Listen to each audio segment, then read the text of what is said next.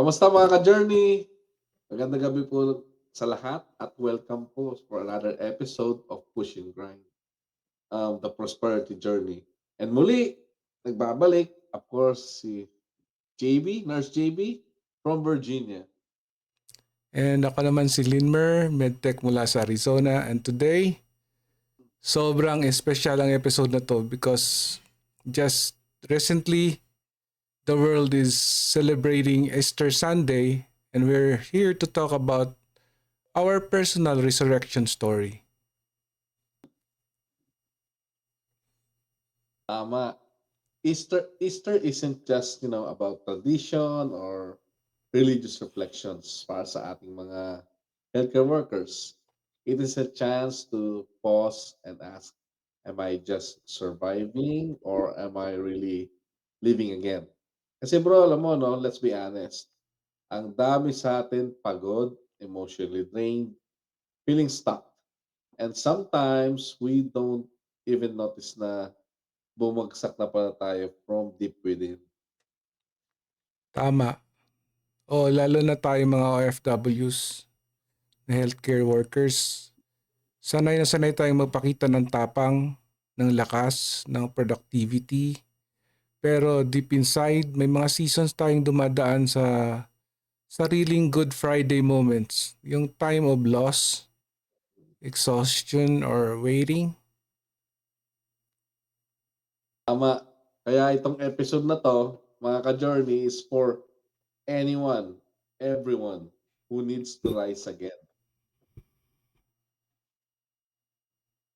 Kung napapagod ka, kung nawalan ka na ng gana, kung feeling mo, wala na pagbabago, listen in to this episode because we believe your Sunday is coming. And in a true push and grind style, hindi lang tayo magmamotivate. We'll walk you through recognizing your silent struggles, honoring the season you're in. Then we could reclaim your why. Then how to build daily habits that support your comeback. And ultimately becoming a source of hope for others. So wag na tayong patupik-tupik pa, no? Welcome to episode 7, Rise Again. So the title of this episode is Embracing New Beginnings After Struggle. Let's take the moment, okay, though Easter week have passed, to not just reflect, but reset, okay? Because you deserve more than survival. You were made to rise.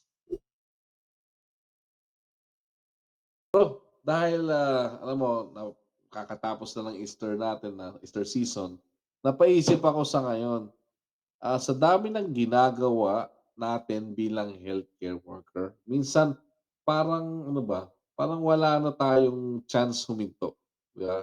At mag-reflect. Kaya ito tanong ko sa'yo, bro, paano mo nalalaman kung nasa Good Friday season ka? Yan, no? Yung moment na parang patay yung motivation mo. Pero nagpapatuloy ka pa rin sa trabaho. Ang ganda ng tanong mo, bro. Alam mo, napansin ko kapag yung ginagawa mo, dati, nagbibigay ng joy, tapos bigla na lang naging mabigat. That's one clear sign. Yung tipong bumabangon ka, hindi dahil excited ka, kundi dahil kailangan. Mm. Tapos ginagawa mo pa rin ang lahat pero parang wala ka na dun. Emotionally disconnected. Yung parang autopilot mode. Sa ating mga healthcare workers, common yan eh. Kasi train tayo to show up kahit pagod na. Pero we need to ask ourselves, am I still growing? Mm. Or am I just surviving? Kasi hindi pareho yan. Just because you're functioning doesn't mean you're flourishing. So isa yan sa mga reminders ko sa sarili ko when I feel stuck. Pero lalim nun, ah. Functioning doesn't mean flourishing. Yeah. So, ang daming ka-journey natin makaka-relate dito sa episode na 'to kasi nga sanay tayong gumalaw, sanay tayong, may ginagawa. Pero kung hindi na siya kumbaga life-giving, di ba? Baka baka nga panahon na talaga na parang huminto sandali, mag-reflect, tanungin yung sarili mo, "Ano nangyayari? Ano nangyayari sa loob ko? What's happening deep inside?" Tama. Minsan akala mo okay ka kasi productive ka. Pero ang totoo, nagkakaroon ka ng signs madalas na irritable. Wala kang gana sa mga bagay na dati mo kinatutuwaan. Tapos feeling mo lagi kang drain kahit naka-day off ka. Ito yung mga emotional warning signs. Sabi nga na isang quote, burnout doesn't happen because we're doing too much. It happens because we're doing too little of what makes us feel alive. Kaya kung puro ka na lang give, give, give, tapos wala kang natitirang energy para sa sarili mo, you're on your way to an emotional burnout. Grabe, nakakatama yan talaga bro, 'no? Sobrang sapul-sapul. Ako, siyempre mga karamihan ng mga nanonood natin, tagapakinig. Minsan kasi sinasabi natin, "Pagod lang ako." Pero paulit-ulit na lang.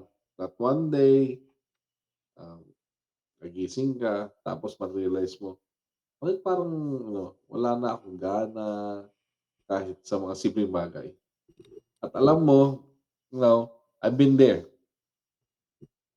Naka-smile ka pero sa loob parang wasak ka 'no, heavy, ang bigat sa loob. Naka-duty ka pero empty ka sa puso 'no. And unless we pause and recognize the season, we'll keep moving, but not really living. Yeah, exactly. Kaya mahalagang itanong natin, reflect natin yung past Holy Week. What season am I in right now? Are you in a season of building, planting, or grieving?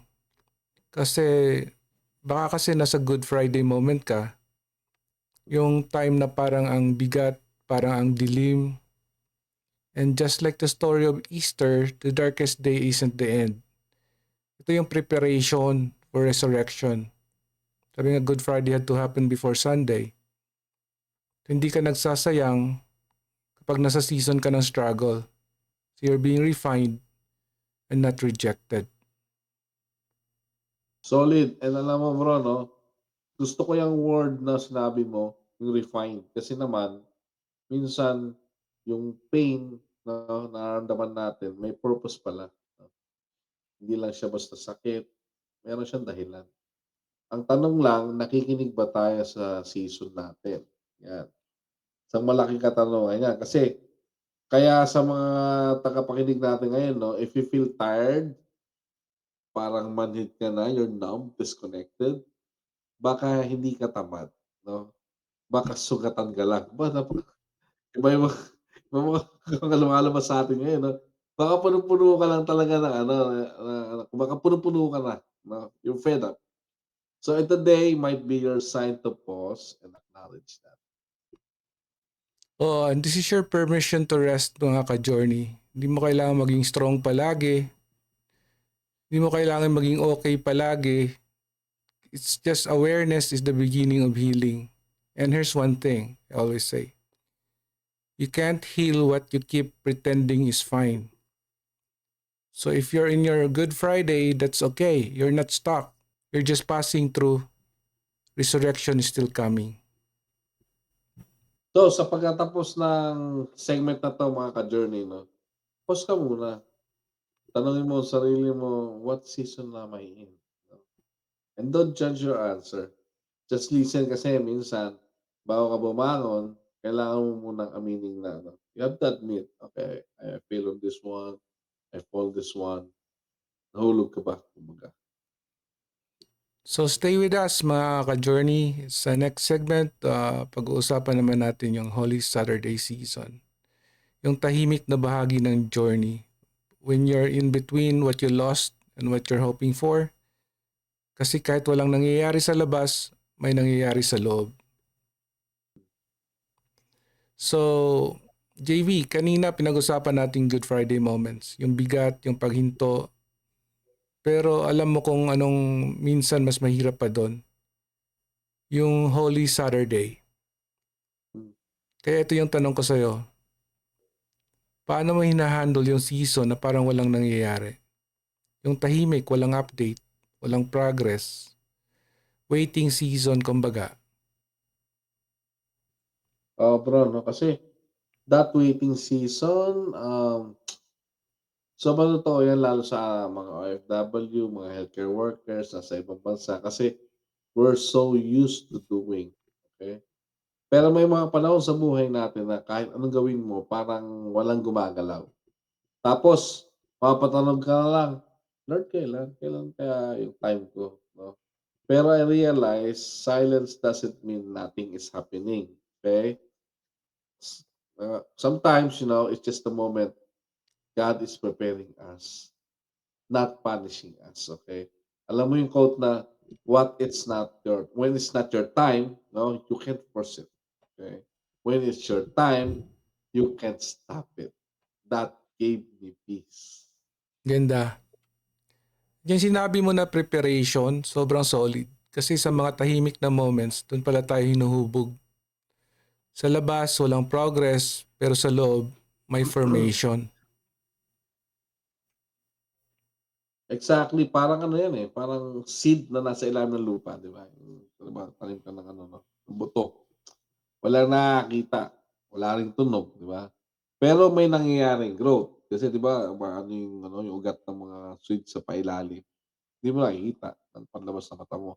Roots are forming and tayo mga healthcare workers, we know the power of process.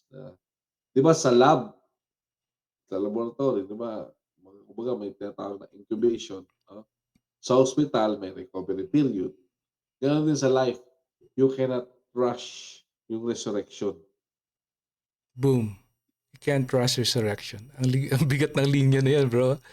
Lalo na sa panahon ngayon, ang daming kababayan natin naghihintay. Yung naghihintay sa green card, naghihintay ng promotion, naghihintay ng kapalit ng pagod nila, or simpleng clarity kung anong susunod, o ano yung next. Yes, no? And minsan yung habang naghihintay ka, dumarating pa yung doubts. Di ba? May patutunguhan po ba to? Worth it ba lahat ng to? But here's what I tell myself. Just pay attention to this. And sana makatulong din to sa lahat ng ka-journey natin. No? Waiting is not wasted when you're waiting with hope. Yeah. Ganda na, di ba? Magkaiba ang naghihintay na walang pag-asa at yung naghihintay na may tiwala.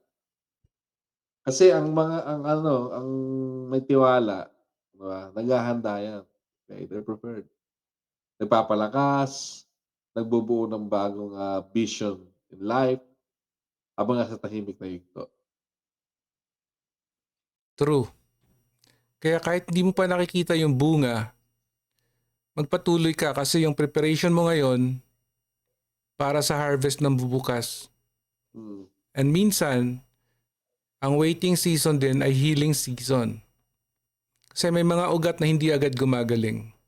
May mga pangarap na hindi agad tinutupad kasi may character na kailangang ayusin muna. And minsan bro, no, kung di ka pa talaga ready emotionally, kahit ibigay sa'yo yung blessing, Lord, no, hindi mo rin kaya i-handle. No? Kaya nga sabi nga nila, don't just pray for the blessing, no? Pray to be, excuse me, for the person who can handle the blessing. Sa waiting, ginagawa kang ganong klaseng tao. Galing. Sa mga nakikinig ngayon, kung ikaw ay nasa Holy Saturday moment ng buhay mo, tandaan mo, hindi ibig sabihin tahimik si God, wala na siyang ginagawa. Baka nga doon siya may mas kumikilos eh. So don't despite the quiet. Okay? Learn from it. Embrace it. Kasi di ba, after the silence of Saturday, ano kasunod? Sunday. Ano meron Sunday? Resurrection. Resurrection. Ah, Yes. Yes, and baka yan ang inaantay mong reminder. Hindi natatapos sa waiting, may darating, pero habang wala pa, manahimik ka, magdasal, prepare, maghanda ka. ito mga ka-journey ikaw ba to ngayon? Tanong ko lang sa lahat. feeling mo parang stuck ka, tahimik ang lahat, then maybe this is your Holy Saturday. But don't worry, okay? Resurrection is always part of the story. Okay? So stick with us. Kasi sa next segment, mas personal pa ang usapan. Babangon ka pero para saan? What is your reason to rise? So we're gonna talk about rediscovering your purpose and your why. Bro, after going through heavy stuff, no? Yung Good Friday, pain, and the Holy Saturday, waiting, ito naman tanong ko. Pag ba, no? Kasi di ba, hindi sapat na bumabangon ka lang. Dapat, syempre, you should know para saan ka bumabangon. Uh, that's a powerful question. Kasi totoo, rising without direction is just motion. It's not progress. Kaya mahalaga bago ka tumakbo ulit, itanong mo, what's my why? Ba't ko ba ginagawa to? Para saan ako babangon araw-araw?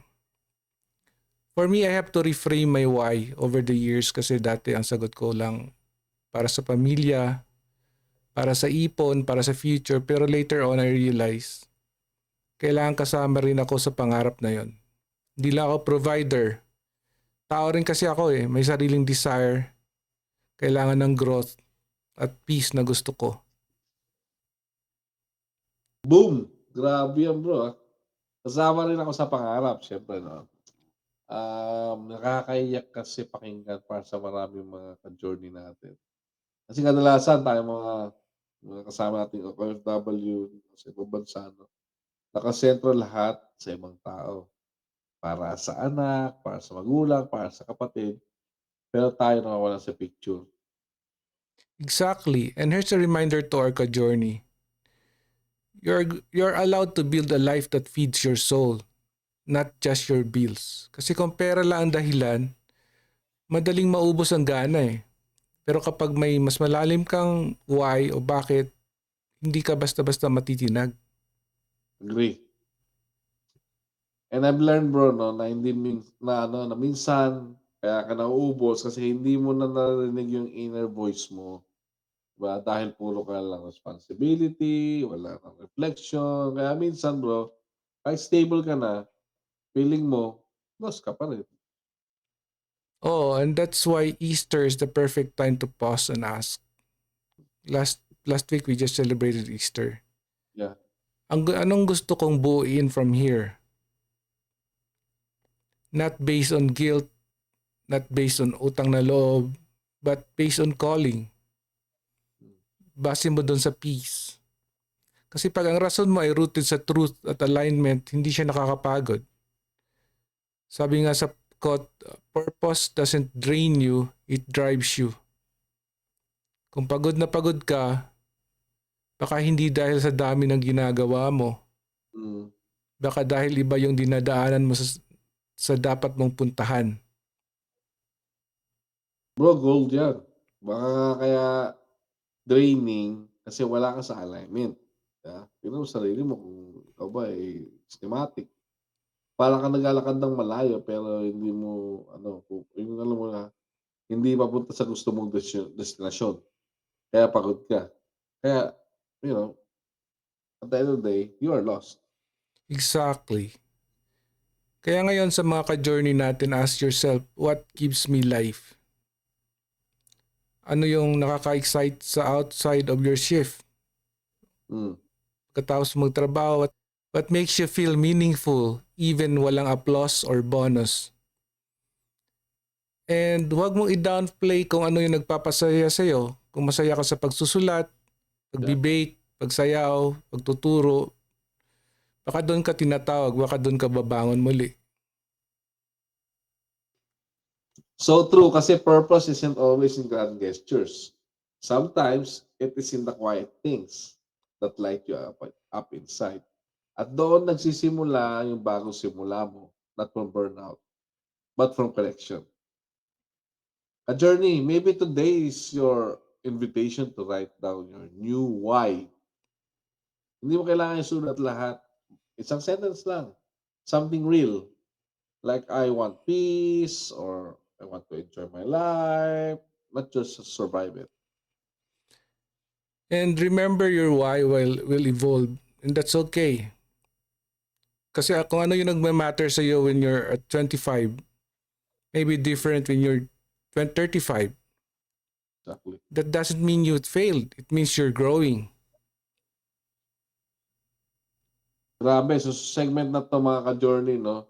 Ask yourself, where are you rising for? No? What are you rising for? At kung hindi mo pa alam ngayon, okay lang. Ang mahalaga, you're willing to look within. And at sa susunod na segment, we'll talk about how to live out that new beginning. Di lang sa words, kundi sa daily habits mo. Yeah. Kasi kung resurrection ang theme mo ngayon, dapat pati routine mo align. Exactly. So, JV, sobrang solid yun na pag-usapan natin kanina about rediscovering your why. Pero ito naman ang tanong ko ngayon. Kapag nahanap mo na yung purpose mo, how do you actually live it out every day? Kasi hindi naman enough yung inspiration lang, di ba? Kailangan din ng routine, ng rhythm. So ikaw bro, anong daily habits ang tumulong sa'yo para tuloy-tuloy yung bagong simula mo? Tama ka po sa sinabi mo, no? Kasi ang motivation parang fireworks yan. Mabilis mawala, pero yung habits, yan ang foundation. So, para sa akin, three things talaga yung binuo ko sa daily life ko. Number one, morning clarity. Okay? Energy, protection, and non-negotiables. Una, morning clarity. Kahit 5 to 10 minutes lang. I spend time in silence. Hindi agad cellphone. Kumbaga, pagising ng umaga, kumbaga, meron ako ng moment of silence. So, hindi agad messages. Minsan, alam mo, prayer. Minsan, journaling. Gratitude list lang. It helped me align before the chaos starts. Ganda. Kasi kapag hindi mo na-set ang tone ng umaga mo, madadala ka na lang sa gulo ng mundo. Yung parang pag hindi mo sinadya ang simula mo, sasadyain ka ng stress. Exactly, Nepa. No? Kaya second, energy protection talaga. Kasi I become intentional with who I just talked to, what I consume online, and even what I said yes. Kung ano mga commitment ko, and I said yes right after all. Kasi I'd accept lahat, overtime dito, alok dyan, kasi drain na. Pero now I ask, does this give me peace or take it away? Because you can't live a resurrected life kung araw-araw ka naubos, tama? Tama, yes. Para yan sa mga ka-journey natin na feeling guilty kapag tumatanggi. Pero minsan, yung pagtanggi mo, yun din ang pagpoprotekta mo sa sarili mong progress kasi. Exactly. Then lastly, non-negotiables. Lagi ko narinig to eh. Hindi kailangan grand, no? Pero dapat meron ka talagang meron lang isang bagay na ginagawa para sa sarili mo, no? Sa akin minsan stretching, minsan quick walk, treadmill, minsan vitamins, or taking or maybe talking to one of my friendship here per day. Small wins but done consistently. Tama. Love ko yan. Kasi yung mga non-negotiables mo hindi nakakadepende sa motivation eh. Okay. Ginagawa mo siya kasi align siya sa bago mong identity. Kung dati burnout version ka, ngayon you're protecting the risen version of yourself. Boom! Galing ng pagkakasabi mo, Brad. Protect the recent version of yourself. Kasi minsan, bumangon ka na nga, diba? Tapos bumalik ka rin sa mga habits na humila sa'yo pababa noon. So, paulit ka. That's why you need new systems for your new season. Kaya mga ka-journey natin, tanungin yung sarili nyo. Ano ang kailangan kong iwan para manpanatili ang bagong simula ko? Anong simpleng habits ang pwede kong simulan kahit 5 minutes a day lang? Kasi ang resurrection, hindi lang siya event, it's a lifestyle. Yeah. And reminder lang din, you don't need to exchange your whole life overnight. Start small, create space, then make time for what gives you life. Kasi consistency talaga beats intensity. Naniwala ka doon. Every time. That's the key. So you don't need to do more, just need to do what matters more often. Yeah. So sa mga nakikinig ng challenge namin, pick one habit today. Yung kahit one small habit that supports your comeback. Kasi every Mm. comeback needs a system. And speaking of comeback, in our final segment, we talk about something close to our hearts. How do you inspire others, after your rise? Kasi ang pagbabangon mo, hindi lang para sa iyo eh. Di ba? Minsan, ikaw pala ang sign ng hope para sa iba.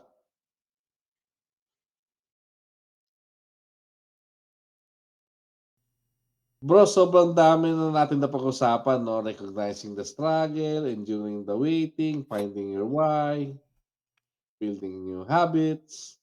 Pero ito ang last tanong ko sa iyo, bro. For tonight, once you've risen, how can your story become a source of strength for others? Kasi para sa akin, yung pagbabangon, hindi lang para sa sarili, di ba? Minsan, ang kwento mo, yun ang hinihintay ng iba para bumangon din. Solid yan, bro. And I believe na lahat tayo may tinatawag na assignment of encouragement.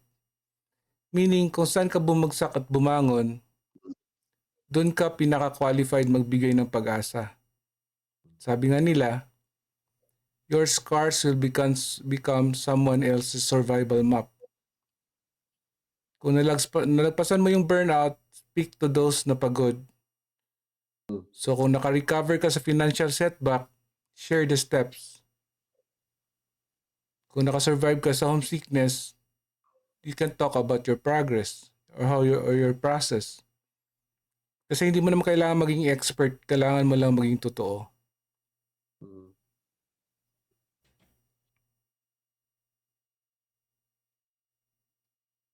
Grabe, ang dami sa atin kasi iniisip na who am I to inspire others, di ba? Pero the truth is, your testimony doesn't need to be perfect.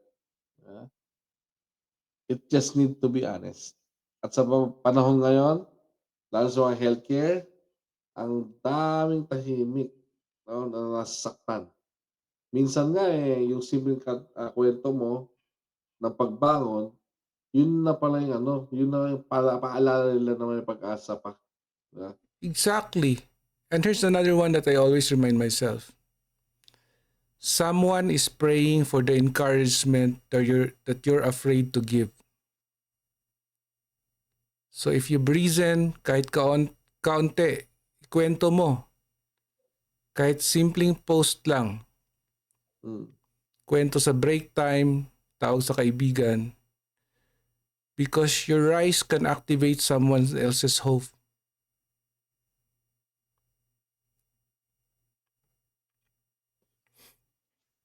Bro, sobrang tumama sa akin yan. Kasi nga, ako mismo, may mga panahon na ang dahilan ko lang para patuloy is because I heard someone else story. May kapwa nurse ako noon, nagsabing, nakaya ko rin yan, kaya mo rin. And that one line nabigay sa akin ng lakas ng loob. Oh, minsan kasi kahit isang sentence lang, pero parang defibrillator sa kaluluwa yan ng mga ka-journey natin. Sa mga ka-journey natin, kung may pinagdaan ka, huwag mong ikahiya. Huwag mong itago. Use it. Bless others with it. Kasi resurrection isn't just for you to enjoy. It's for you to Yes. extend.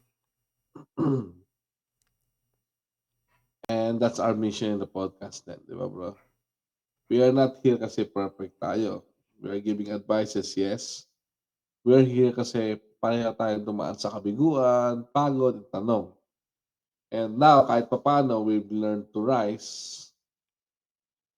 And not just once, but again and again. Exactly. That's why we're telling our stories eh.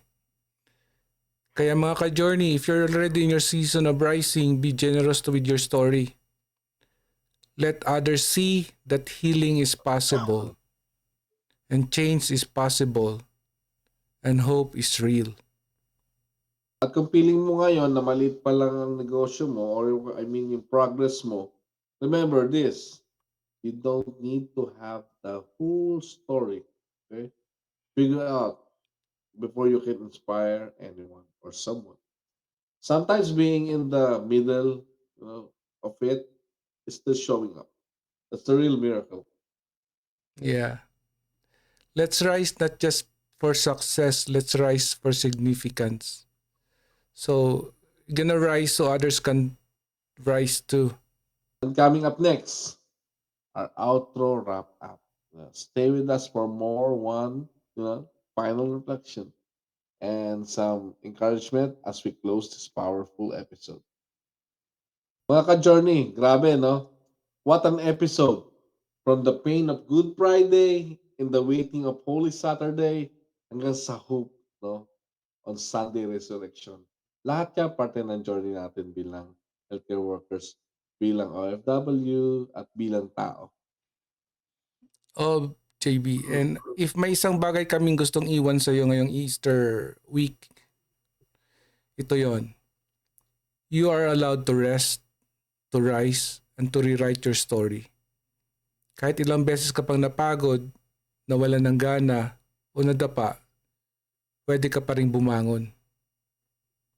Hindi mo at syempre, no, hindi mo kailangan bumangon mag-isa. Ha? We're here for you. Okay? We're rising with you. Kaya kung kailangan mo nang balikan yung mga segments na to, do it. Okay? Kung gusto mong i-share sa kapwa nating mga healthcare worker, please do. Kasi baka isa na 'to sa ano, yung hinihintay ba. Isa na 'tong baka ito na yung sign na hinihintay mo, 'di ba? And if may nag-resonate sa'yo, let us know. Message us. Tag us. Share mo yung reflection mo sa comment section natin. And follow us at Pinoy MT at Team Loberial. Nandito kami hindi dahil para magkwento kundi makinig din. At siyempre 'no, tuloy-tuloy lang tayo sa journey natin, next week episode, naku sobrang practical tsaka powerful 'no. Building while on duty, 'yan. Tayo makaka-relate diyan. Yes, it's possible, by the way, hindi ko sinabing impossible kasi maraming nakagawa na. It is possible. Yes, puwede mong ano 'no, simulan ang next chapter mo kahit naka-shift ka pa. Whether side hustle, passion, project, or preparing for transition. We'll talk about how to do it, without quitting your job yet. Excited kami para dyan. Kasi hindi mo kailangan maghintay ng perfect timing para magsimula. Sometimes the shift you're waiting for starts during your shift. Mga ka-journey 'no, napakaganda na namang episode ang napakinggan natin 'no. May this will be a reminder that your story is not over. We're just started here, just in case na you are like venturing to any other else. Remember, show must go on. It's not yet over. Let's rise, okay? Let's rebuild, okay? Let's keep pushing and grinding together.